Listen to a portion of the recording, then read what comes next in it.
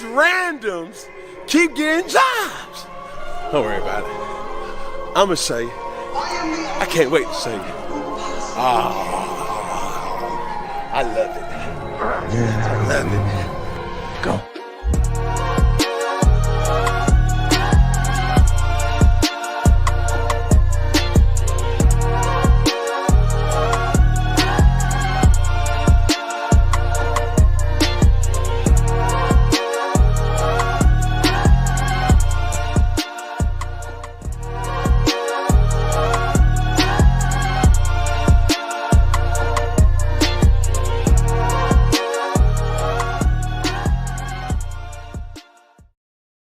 Welcome, ladies and gentlemen, to this week 31 special of the NotBland Show. I am your host, Dujane Bland. And of course, you know we're powered by Everything Nitro and sportsjourney.com.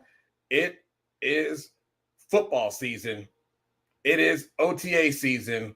And we're going to talk and get some insight on what happened during rookie minicamp from one of the best in the business. And man, I know you guys are excited. There's a lot to be excited about with the Washington Commanders, and we won't waste any time.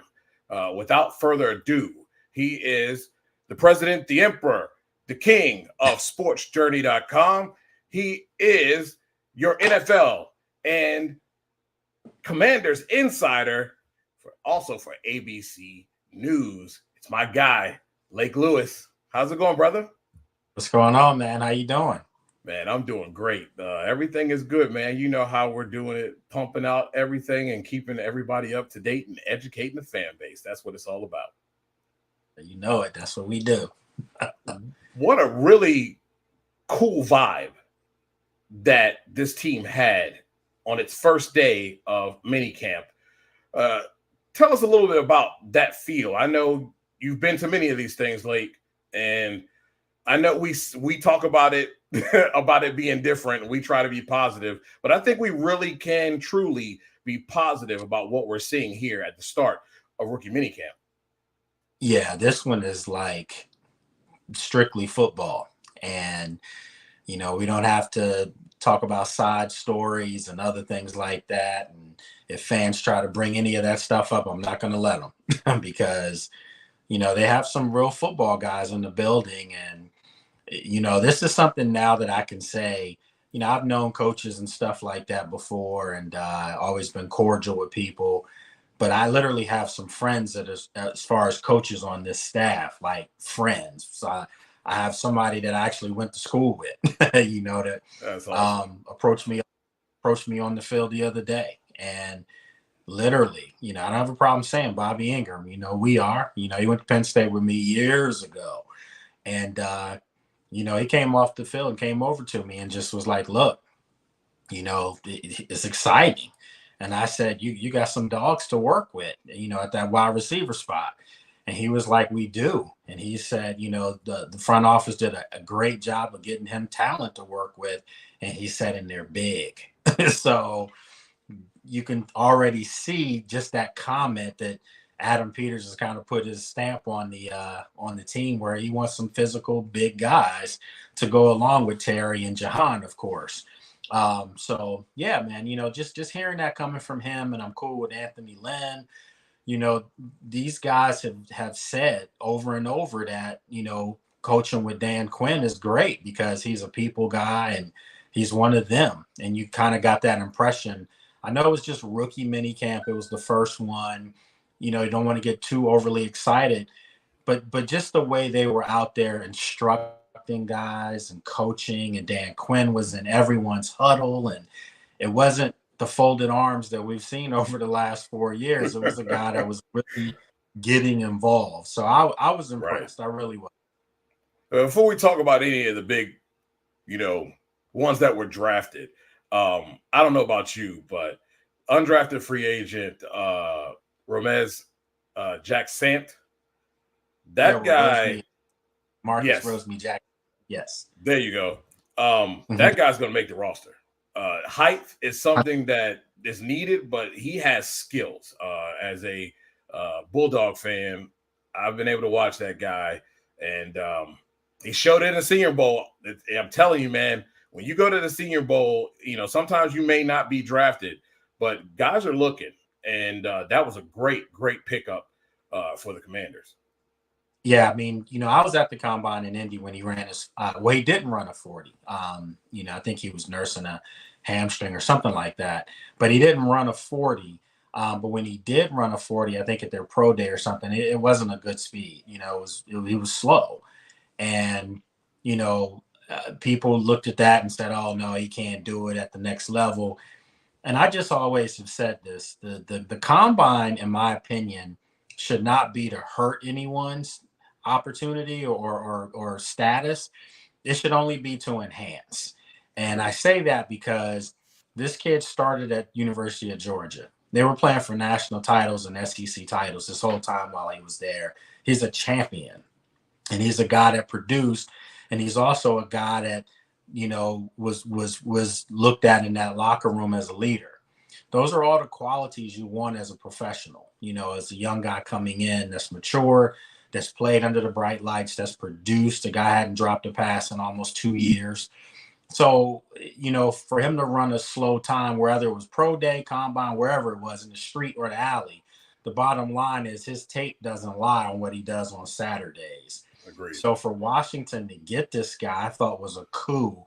And on top of that, one of my good friends, one of my closest friends in this business is his agent, Bobby McCray. What's up, McCray Sports Group? Make sure you check these guys out. Bobby was ecstatic that he came to Washington and that Adam Peters and Dan Quinn really welcomed this guy. So I'm going to tell you guys right now, he would have to have a disastrous camp in order for him not to make this roster, because he fills a void for a big physical receiver, possession guy, a guy that makes every catch near him. You saw the catch he had in practice the other day. That's not a freak, one type thing. This guy's hands are super glue. I mean, he just doesn't drop the football. And that's the kind of stuff you want for Washington, especially if you're going to be in red zone situations, which they hope to be in this year. And also a guy, like I said, who can be a possession receiver who won't drop the football. So those are all good signs for him to make the team. If he continues to do what he did the first 2 days, he's a lock to make the roster. I truly believe that. I agree. And what it would be to be able to kind of move guys around, putting just Jahan in the slot position at times, having a guy like McCaffrey also being a part of that, all that rotation. I think it can really create some mismatches with the guys that they have, including him. We'll address this from our guy, Wole and Ray Jeezy over there, the urban sports scene. I thought Tress Way would stand up with it. He could have made him earn it. But I think Tress. That's just not Tress. And I think he did an excellent job of allowing Jaden to have his number. He didn't have to do it. You know what I mean? He could have made him pay, $500,000 for that thing. But he just went ahead and let the young man have it. I thought that was a phenomenal deal there. Yeah, I mean, it showed class, and that's what Tress is. Tress has been the most consistent outside of Terry. I think they've been the two most consistent guys wearing the burgundy and gold over the last 5 years, 4 or 5 years. And, there's a reason why he's a captain. And I think, if anything, he etched his captainhood or captainness, if that's what you want to call it. He etched it in stone to be another captain for doing what he did. And, I just think it was good for the morale of everyone. The team got a chance to have some fun with it, market it a little bit. And let's be honest, that number 5 is going to fly off the shelves now. And whatever number Tress is weighing is going to fly off the shelves again, too. So it's a win-win-win for everyone. Win for Tress, win for Jaden, and win for the Commanders. So I just thought it was a brilliant marketing move. And let's face it, when it comes to Jaden, Tress knew that this guy is supposed to come in here and be a franchise caliber guy. He's got to grow into that role. Of course, it's not going to be given to him, but he's going to be the overnight face of the Commanders. It's just the way it is. And you want him to have everything going for him possible that will make him comfortable. And if wearing that number 5 is going to get you more touchdowns, that's good for everyone. And it also increases Tressway's career trajectory to continue a little bit longer because he won't wear his leg out punting all the time because the offense was anemic. So now they're scoring touchdowns. Tress, all he has to do is worry about putting his finger on top of a football for extra points. Exactly. That's always good when we're talking about extra points and less punting. A lot of people talked about the offensive line and it not being addressed the way that they thought it should be addressed. I thought Coleman was a great pickup. They also have brought in an undrafted free agent, Gugu, I think is his name. I saw Coleman. I saw you guys get a couple pictures of drills. What did you see from his footwork, how he was handling the drills out there? What was your thoughts on him in that? I mean, he's a big man. He's a big man. And, again, you can tell that they're starting to go size now, so he's a big man. Was really good going laterally, but as far as, getting back out of his drop, his stance, that's something that all young football players, all young offensive linemen have to get used to because the edge rushers in the NFL, the speed off the ball is almost as soon as the ball's hiked, they're already a yard behind you. So that's something that he'll have to get used to. But as you can see in the picture there, once he puts his hands on you, you're stoned. You're not going anywhere. So that's a good sign that it's not like he's coming into this as a total project and he's never done it. I mean, he's played guard as well as left tackle, and the Commanders feel like he has every opportunity to compete for that left tackle spot, and they're going to give him every opportunity to earn it. But that's the key word. He's got to earn it. But I from 1 day, 2 days of practice, I mean, it's not a whole lot you can see. Tomorrow's going to be a little different when we're there and the vets are there, now we can see what they've been going up against. It'll be the first time for us to see all of them together, but they're used to it now. And I think that again, he's got an opportunity, a legit opportunity to be your starting left tackle. We'll just have to see how it plays out. Yeah. Do you believe that they're done though? Do you think they might snag a free agent that's out there now to kind of add to that tackle room, possibly? Well, I think what they want to do is see how he looks, how Coleman looks, and then I also feel like fans are forgetting that they did address a couple offensive linemen as far as free agency. Tyler Gaddis from Dallas, was their starting center, and they brought him over, and he's a great guy as far as calling out defenses and, getting the line set. So that's something that will help a young quarterback in Jaden Daniels for sure. And then they got Nick Allegretti, who's, played for Kansas City, got a Super Bowl ring coming to him, So those are two guys that they're expecting to come in and start. So if you have that, you have Sam Cosmi, who, had a Pro Bowl caliber season last year, probably would have made the Pro Bowl if the team wasn't so bad, So that's three guys right there that are entrenched. Obviously, it's the tackle position. So I personally thought Cornelius Lucas should have played a lot more last year. I thought when he was in the games, he was more effective than Wiley was. He was more effective, clearly, than Leno. That's why Leno's no longer on the team. So, Lucas has been around. He's not just, some guy that's never played in the league. I mean, he's got starting stuff under his belt. He's got experience. So they're going to give him an opportunity to do that. And again, I also think too, DJ, not to get long-winded here, but I think that when you have a signal caller that puts pressure on defenses with his legs as well as his arm, I think it changes your whole dynamic as far as how your offensive line has to compete and how they have to pass block, how they have to run block.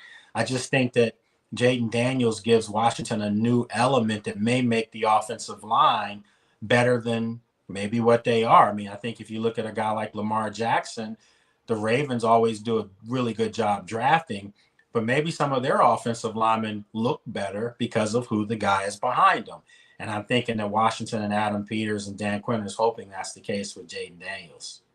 Yeah, all the talk about him being a run first quarterback is kind of absurd.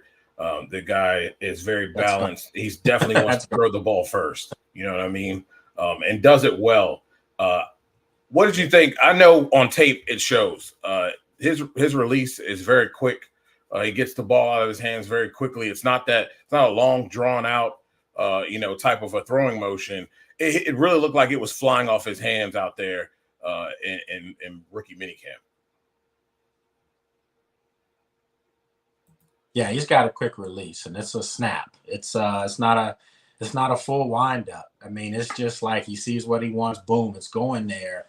There have been some comparisons to some of the other guys, the other rookies, as far as their windups, and that's why I've said all along there are only two quarterbacks that I truly felt like were pro ready to hit the ground running. And that was Caleb, obviously in Chicago, Caleb Williams, and then of course Jaden Daniels here in Washington. So, I think that these guys are just at a different level right now. I'm not saying the other guys can never get to that level or maybe even surpass. But as of right now, those are the two guys that you knew were probably going to come in and start. And I know Adam Peters and company have said, they're comfortable if he's not ready. And that's okay. That's fair to hear that, because it allows for him to develop where he's supposed to be before he's on the field. But this guy's a dog, man, and he's a competitor. And every time you hear Dan Quinn talk about him, it's apparent that they want this guy on the field from day one. I like the his humility. He seems to be a very humble guy. When you spoke to him at the draft, he understands where he's at, what he's coming into, and what he needs to do. I will say, yes, I think it is the most excitement since Robert Griffin III. But I will say this, though. I think that the team is getting a quarterback that is ahead of where Robert was. And that's we're obviously Robert's good friends with us here at Sports Journey. But there's no knock against him. But I think he's a little bit more advanced in where he is as far as a thrower. And I also think that it's not just about the quarterback. I think there's the feeling I get is Joe Gibbs' years with Jack Kent Cook and having a quality GM, and everything from top to bottom was done on, superb deal. And I think that's the feeling we get here with Adam Peters, Dan Quinn and company. You feel like, can you still hear me, DJ? Yes. Okay. Do you feel like this is a well-oiled machine, that this is a football organization run like a football organization, starting from the top down? And that hasn't, most of these fans don't know what that feels like. But us who have seen it and understand that and know what it's been like, what it was like in Washington, it definitely feels that way.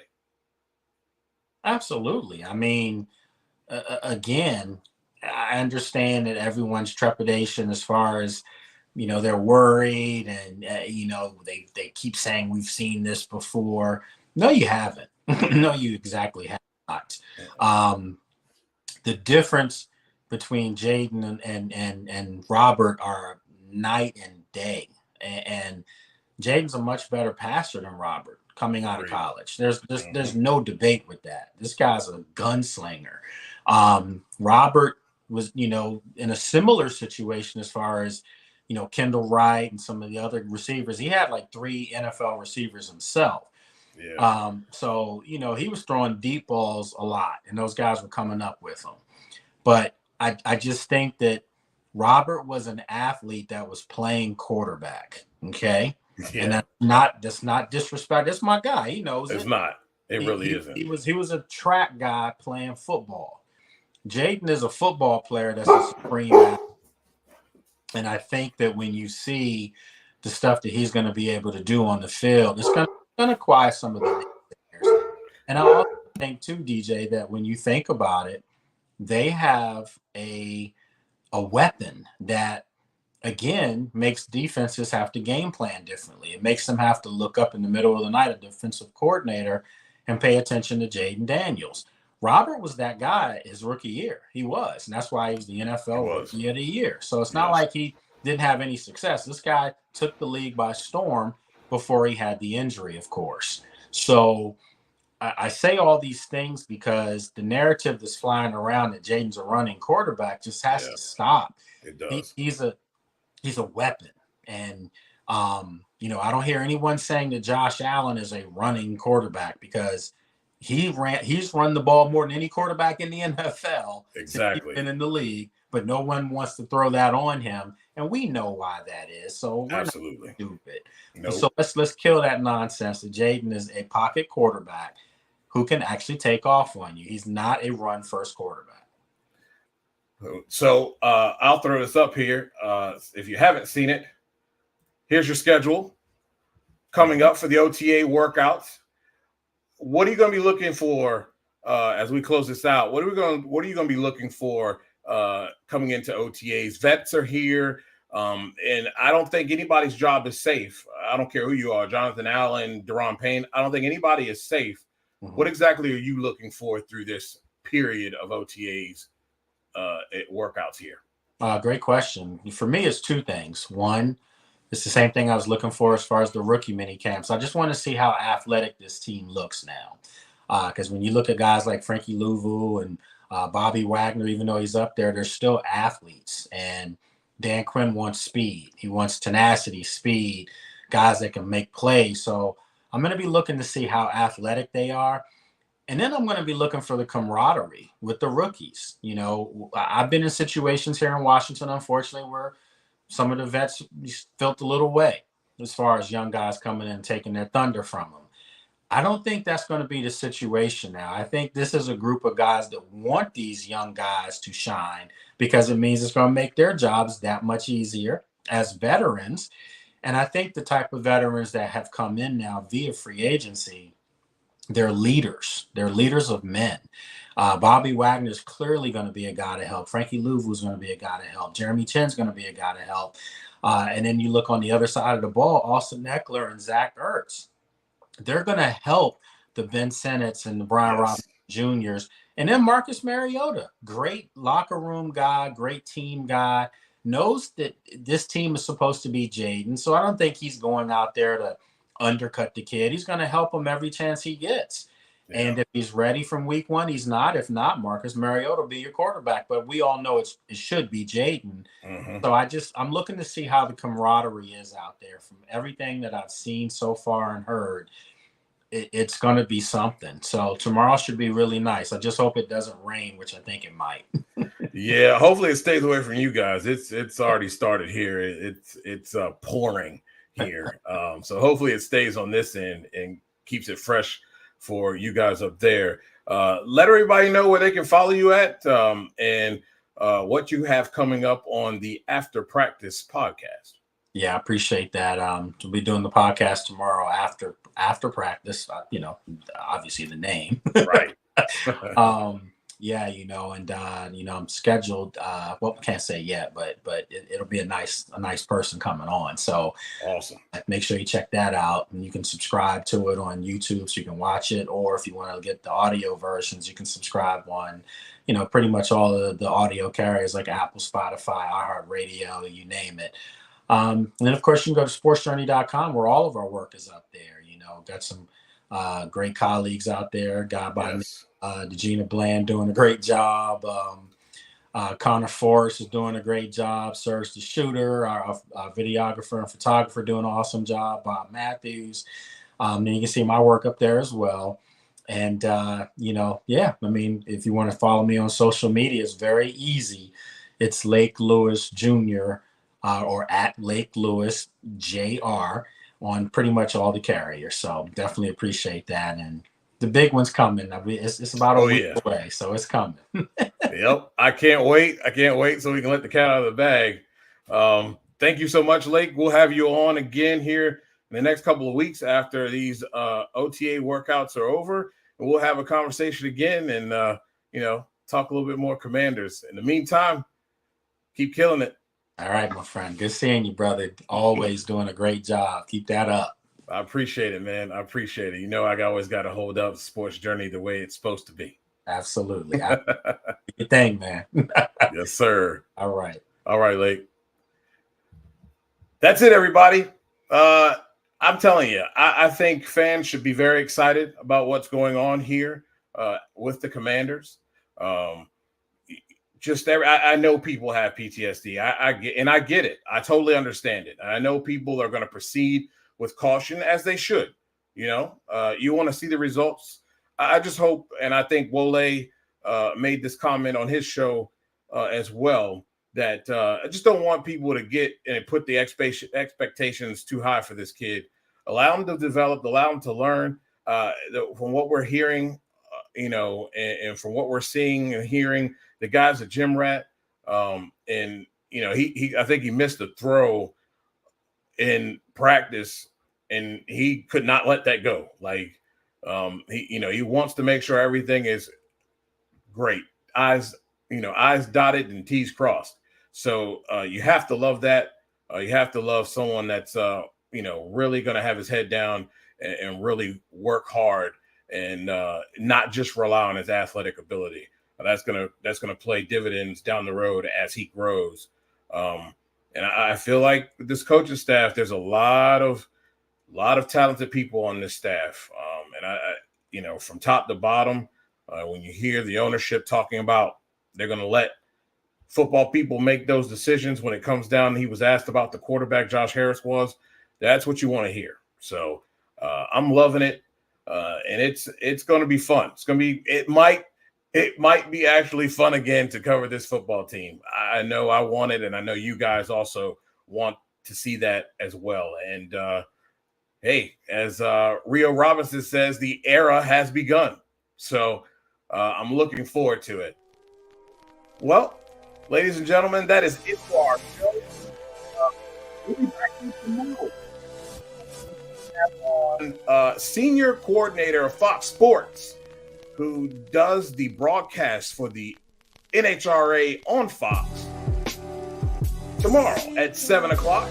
We're going to talk to him about what exactly they're doing and have done to improve the fan experience and what they are planning to do to continue to improve the fan experience on the Fox broadcast. There's a lot that goes into that, man. There's a lot that goes into it that people don't realize, and I'm looking forward to having him on.